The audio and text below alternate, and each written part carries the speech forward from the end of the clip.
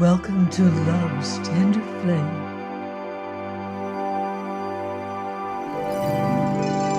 Tales of Romance. I'm Mardell, reading The Auction Block by Rex Beach.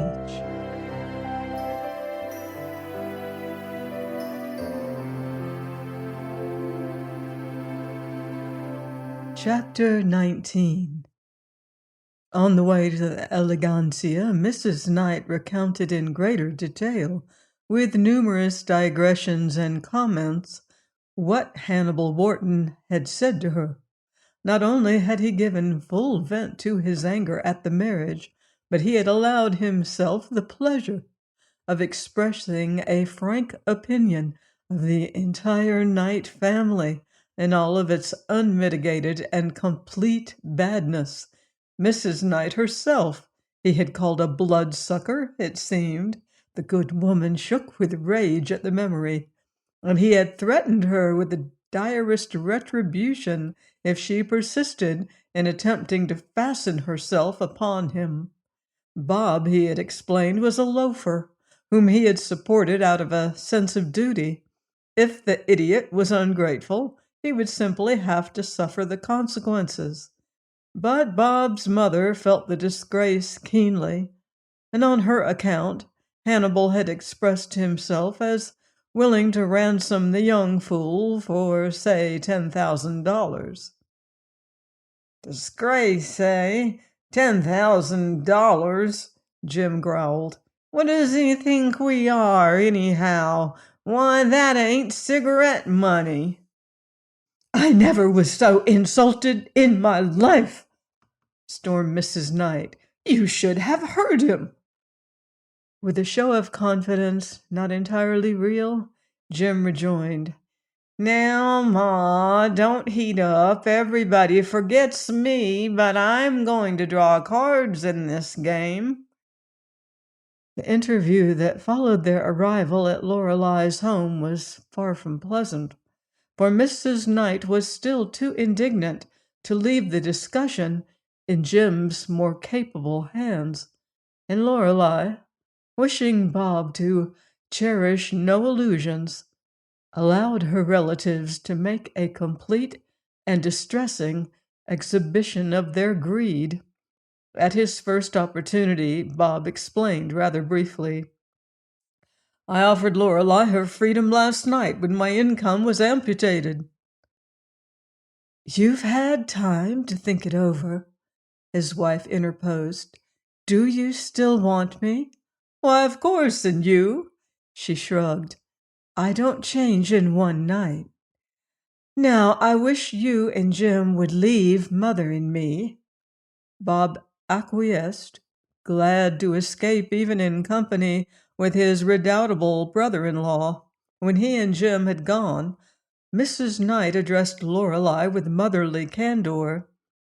He's a pleasant fellow, of course, and he's crazy about you, but don't let's be sentimental. If there's no chance to make it up with his family, we must get out of this mess and save what we can. Was Mr. Wharton very angry? Was he? Mrs. Knight rolled her eyes in mingled rage and despair. I'm positively sick over the things he said. Everybody seems to be against us, and I'm almost ready to give up, but at least you saved your good name. It was a marriage, not a scandal. We have that to be thankful for. She followed this outburst of optimism with another. You can keep the name and go into vaudeville. The publicity will help you, and that old crank will surely stretch his offer to keep his name off the billboards. Of course, we won't get anything like what we expected, but we'll get something. 15 or 20,000 is better than... Noting the shadow of a smile upon her daughter's lips, she checked her rush of words. You don't seem to care what... I don't. Mrs. Knight's face twisted into an expression of pained incredulity. Surely you don't mean to live with Bob, she gasped. Not Now?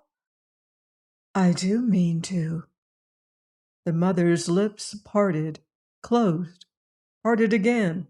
She seemed to taste something unspeakably bitter. She groped for words to fit her state of mind, but words failed her. When she did speak, however, the weakness of her vocabulary was offset by the shrill tone of her surprise. My dear, my dear, he hasn't a cent.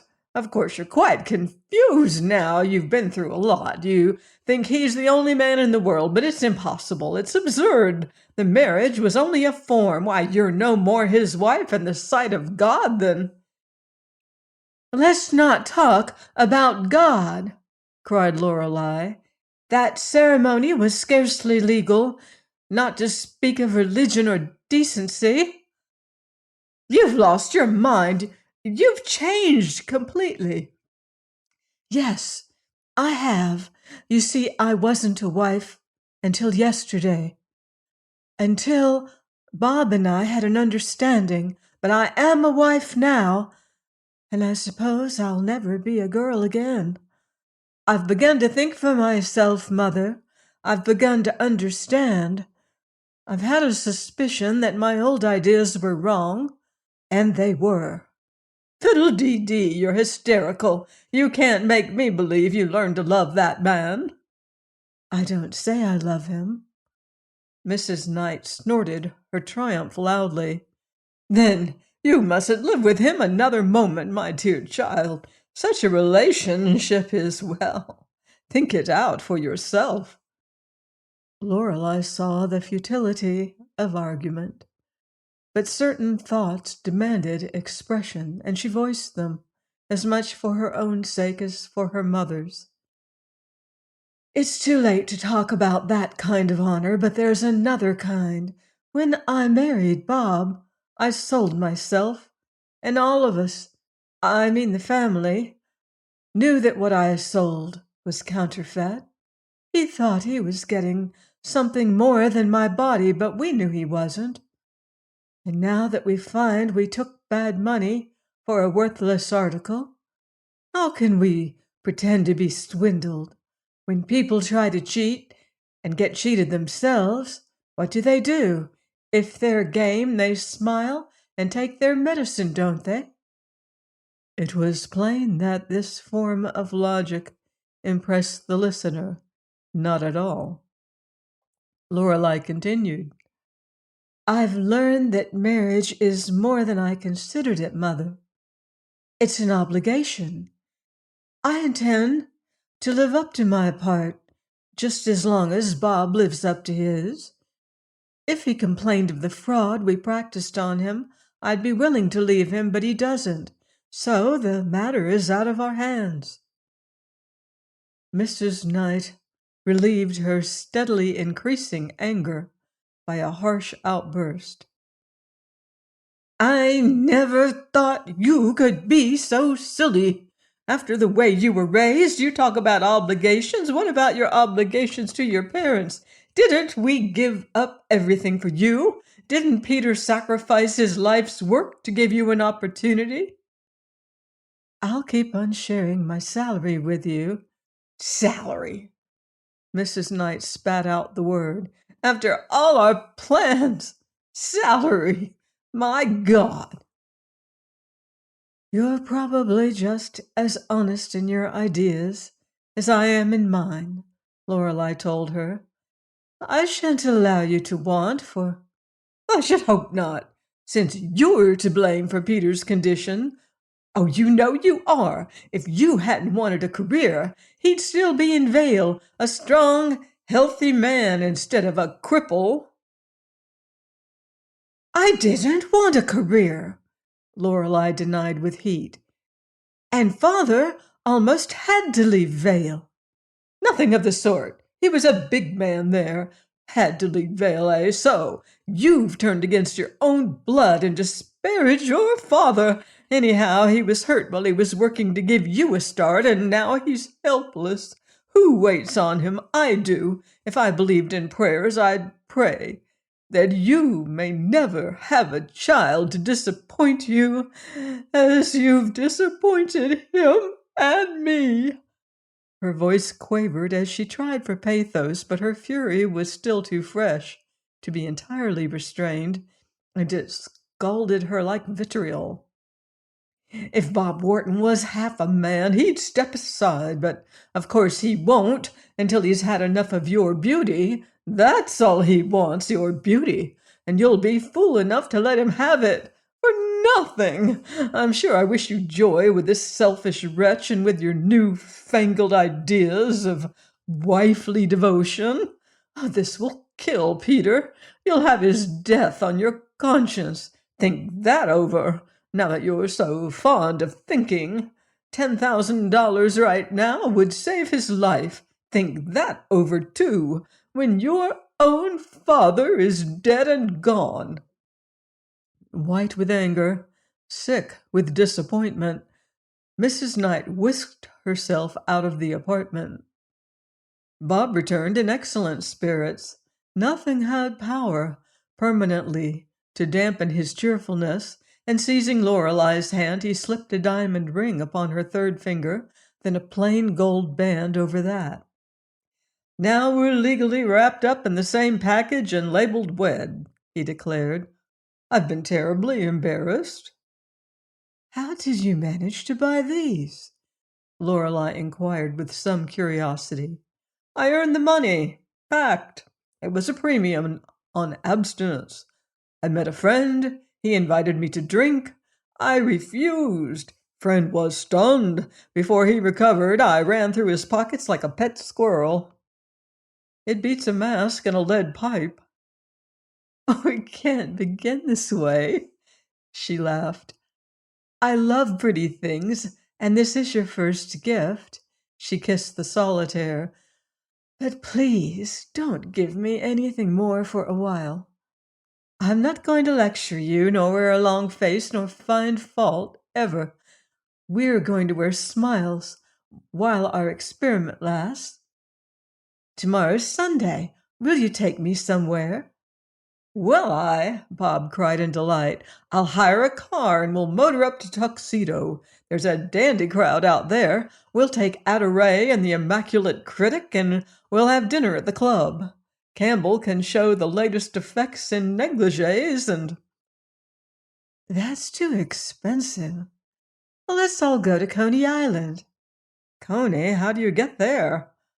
I don't know. Will you go? Certainly, if you want to. I dare say we'll meet some of the best steam fitters in the city. We'll patronize everything from the Mystic Maze to the train fleas. We'll bump the bumps and you'll throw your arms around me and scream, and we'll look at the incubator babies and blush. I can't wait. Strangely enough, the news of Bob Wharton's marriage had not leaked into the papers up to this time, and Lorelei, having regard for the feelings of his parents, insisted that he help her to keep the matter secret as long as possible. Bob rebelled at first, for he adored publicity. He rejoiced in his newest exploit and desired his world to hear of it, while the prospect of further mortifying his father was so agreeable that it required much persuasion to make him relinquish it. With her own family, Lorelei had less difficulty, for they were by no means eager to advertise their bad bargain, and had withdrawn behind a stiff restraint, leaving the couple to their own devices. This attitude spared the bride much unpleasant notoriety, enabling her to pursue her work at the theater without comment. Bob's society proved in some ways a welcome change from the sordid drabness of her own relatives, for he was colorful, versatile, and nearly always good-humored. He kept Lorelei entertained, at least, and if at times he provoked her, it was only as a mischievous boy tries the patience of a parent. He was weirdly prankish. Serious happenings reacted strangely upon him. Misfortune aroused in him a wild hilarity. Cares excited mirth. He bore his responsibilities lightly, and displayed them to his friends with the same profound pride with which a small boy exhibits a collection of beetles, but they meant nothing more. Lorelei realized before long that this very jocundity of his, since it fed upon constant change and excitement, constituted the gravest menace to their happiness. The man lived entirely outside of himself. He utterly lacked the power of self-amusement, and although he seemed content when she was near, during the long hours of her absence, he was like a fretful child. He refused to frequent the theater, ostensibly because of their secret, in reality because of his shame at allowing her to work. As Lorelei came to know him better and to understand the conflicting forces within him, she began to wonder how long he could hold himself true to his bargain. During the first week of their married life, his system struggled to throw off the effects of his recent dissipations, and in consequence it craved only rest. Greatly encouraged by this lack of desire, he boasted that the battle was already won, and Lorelei pretended to agree with him. She did not deceive herself, however, and a brief experience convinced her that to be merely a wife to one of Bob's vagrant disposition was not enough, that in order to keep his new self alive, she must also be his sweetheart, his chum, and his partner. If she failed in any one of these roles, disaster was bound to follow. But to succeed in them all, when there was no love to strengthen her, was by no means easy. Always she felt a great emptiness and a disappointment that her life had been so crookedly fashioned. Sometimes she even felt degraded and wondered if she were doing right after all. Reason argued that to live with a man she did not love was immoral, and the mere fact that she and Bob were legally married gave her no comfort whatever. There had been nothing sacred in their union. She supposed that the courts would dissolve it if the truth became known. More than once, Lorelei had spurned offers far more profitable and no less holy than that existing between her and Bob, and it seemed to her now that the difference between mistress and wife must lie in something besides the mutterings of a sleepy Hoboken court officer. Just where the line of demarcation lay, however, or upon which side of that line she stood, she could not determine. In the course of a fortnight, Bob began to grow restless. One evening, when he came for her, she saw that he was nervous. A strained, tired look had crept into his eyes, and she thought she understood. Nevertheless, his spirits were ebullient. When they reached home, he ushered her into the apartment with a flourish, and Lorelei was amazed to find their table set with strange linen, silver, and china, and the dining room decorated as if for a party. "Who's coming? What on earth?" she exclaimed. "A little surprise, a supper for just you and me, my dear." Two strangers, evidently caterers' men, were completing the final preparations for an extravagant banquet. Noting a collection of wine glasses at each place, Lorelei glanced at Bob reproachfully, but he only laughed, saying, "Take heart, the liquid diet is all a bluff. Kindly note the centerpiece." She saw that the center of the table was occupied by a highly decorated silver wine cooler, empty. "There it sits," Bob exclaimed, "the little temple of Bacchus, overgrown with roses. It used to be my shrine and my confessional until I saw the light. Now that I've escaped from the bondage of sin, sickness, and error, I'm giving a triumphal feast upon the altar steps." It was one of his whims. During the meal, he made elaborate speeches in the names of his friends. His imaginary guests congratulated him. In empty glasses, they toasted the bride. They extolled her beauty. They praised his own gallantry and vaunted his conquest of the demon rum. As the supper progressed, Bob simulated a growing intoxication, while the hired servants looked on, as if at the antics of a lunatic. He made it amusing, and Lorelei entered into the spirit of the make-believe. But when they were alone, and all traces of the feast had disappeared, he swooped down out of the clouds and confessed miserably, "I thought I could kid myself, but I can't. I want a drink. I want a drink.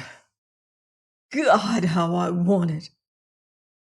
Lorelei went swiftly to him. "The fight is just beginning, Bob. You're doing nobly." "It isn't thirst," he explained, and she saw that same strained uneasiness in his bright eyes. "I'm not thirsty. I'm shaky inside. My ego is wobbling on its pins, and I'm rattling to pieces. I manage well enough when you're around, but when I'm alone, I remember." She felt him twitch and shiver nervously. "And there are so many places to get booze. Everywhere I look, I see a bartender with his arms outstretched. When I grit my teeth, the damned appetite leaves me alone, but when I'm off my guard, it gumshoes in again. I get tired of fighting." Lorelei nodded sympathetically. "That's why it's so hard to reform. One's conscience tires, but temptation is always fresh." "It's not thirst," Bob repeated. "My soul is dried out. I get to thinking late at night. I'm afraid I'm going to quit." "You must keep busy." "I'm going to work." "No, no, not yet," she cried quickly. "You must fight it out where I can help." Bob smiled gratefully. "You're a thoroughbred. I promise to let you have your way, and you shall.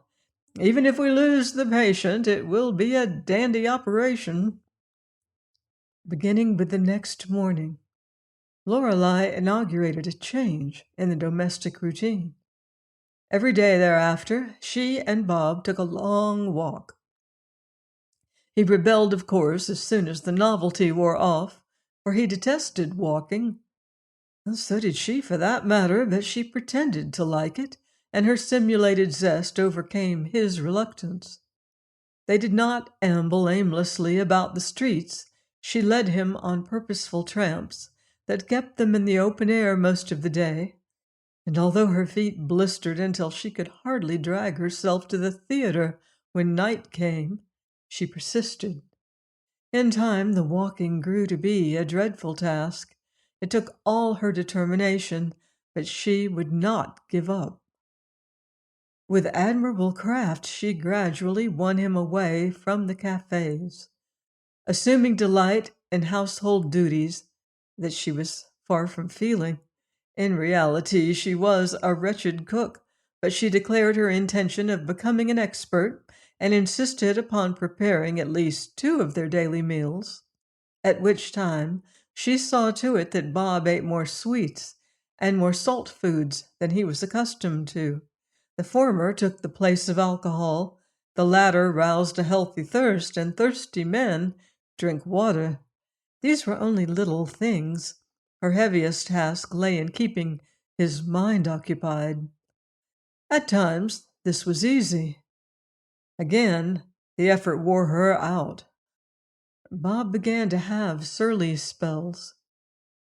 For the first time in her life, Lorelei really worked, and worked not for herself, but for another.